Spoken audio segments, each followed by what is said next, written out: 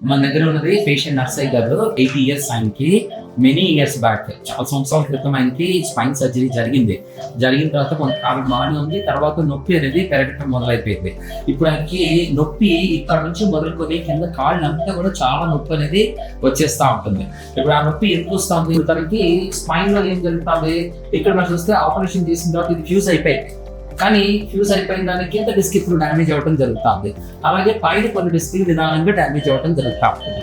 ఇప్పుడు వీటి వల్ల నిదానంగా స్పైనల్ కార్డ్ అక్కడి నుంచి కాలంలోకి వెళ్ళే నొప్పులు ఇవి పెరుగుతా ఉన్నాయి.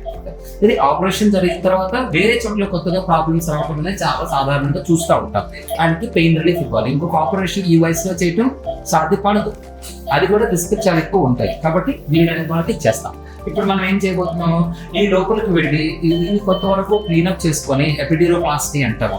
దాని ద్వారా ఇక్కడ లోపల మనం కొంత క్లీనప్ చేసుకొని ఈ లోపల ఇక్కడ డిస్క్ ఎక్కడైతే ప్రాబ్లమ్స్ వస్తున్నాయో ఆ ప్రాబ్లమ్స్ వచ్చే డిస్క్ లోపలికి ట్రీట్మెంట్ చేసేస్తాం. చేసిన తర్వాత వీటిని పెరగనివ్వకుండా ఆపుకోవచ్చు. దీన్ని ఎపిడ్యూరోలైసిస్ ప్రొసీజర్స్ అని అంటాం అనమాట. ఇటువంటి ప్రొసీజర్స్ చేసి పేషెంట్కి సర్జరీస్కి వెళ్లకుండా కాపాడుకోవచ్చు.